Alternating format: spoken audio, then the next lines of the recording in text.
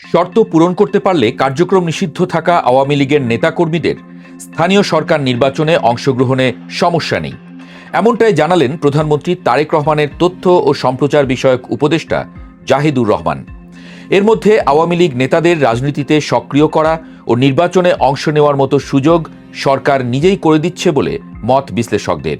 একদিকে সরকার বলছে আওয়ামী লীগের কার্যক্রম নিষিদ্ধই থাকছে, অন্যদিকে বলছে আওয়ামী লীগের নেতাকর্মীদের স্থানীয় সরকার নির্বাচনে অংশগ্রহণে সমস্যা নেই। বিশ্লেষকরা একে বলছেন এক মুখে দুই কথা নীতি। তাদের যুক্তি, মানুষ ছাড়া দলের কোনো ভিত্তি নেই, দলের কোনো দোষগুণ থাকে না, দলের দোষগুণের দায় বর্তায় দলের সদস্যদের কাঁধেই। তাই সরকারের এমন নীতি জন্ম দিয়েছে নানা প্রশ্নের।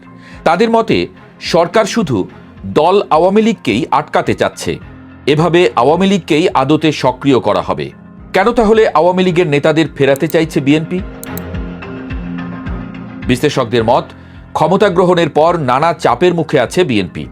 দলটির কট্টর সমর্থকরাও দলের পারফরমেন্সে খুশি নন তেমন।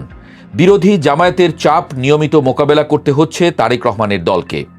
ওদিকে এনসিপিও বেশ গুছিয়ে নিয়েছে। এ সময় নিজেদের হাত শক্তিশালী করার বিকল্প নেই বিএনপির সামনে। নির্বাচনে আওয়ামী লীগের ভোটারদের টেনেছে বিএনপি, তাদের ভোটেই পেয়েছে ভূমিধস জয়। এখনও প্রয়োজন ফুরায়নি তাদের।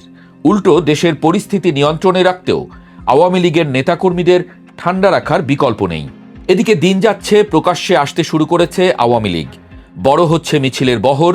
এ অবস্থায় বিএনপি সরকার কখনোই চাইবে না গণধরপাকড় করে দেশের পরিস্থিতি নিয়ন্ত্রণের বাইরে নিয়ে যেতে। তাই আওয়ামী লীগকে যতটা নিয়ন্ত্রণে রাখা যায় এ নীতিতেই হাঁটতে পারে সরকার, এমনটাই মত বিশ্লেষকদের।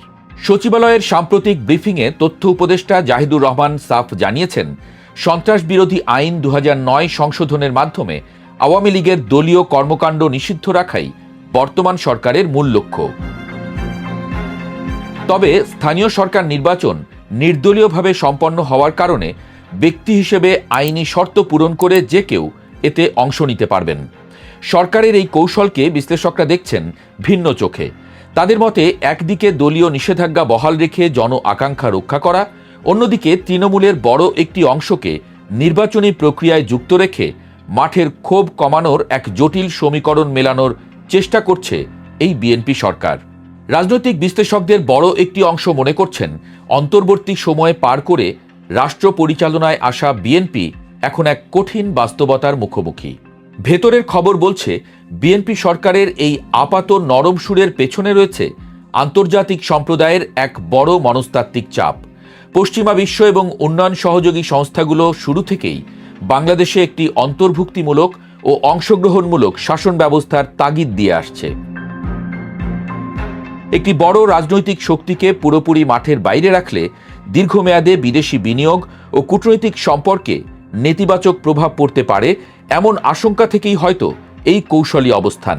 তাছাড়া স্থানীয় সরকারে আওয়ামী লীগের একাংশকে ব্যস্ত রাখলে প্রশাসন ও মাঠ পর্যায়ের পুরনো আমলাতান্ত্রিক জটিলতা এড়ানো সহজ হবে, যা এই মুহূর্তে নতুন সরকারের জন্য রাষ্ট্র পরিচালনায় বড় এক স্বস্তি।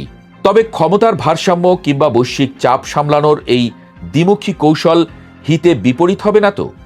একদিকে আইনের কড়াকড়ি, অন্যদিকে তৃণমূলের জনপ্রতিনিধিত্বে পরোক্ষ সবুজ সংকেত। সরকারের এই ভারসাম্য রক্ষার রাজনীতি শেষ পর্যন্ত মাঠের শান্তি বজায় রাখবে নাকি নতুন কোনো মেরুকরণের জন্ম দেবে, সেটাই এখন দেখার বিষয়।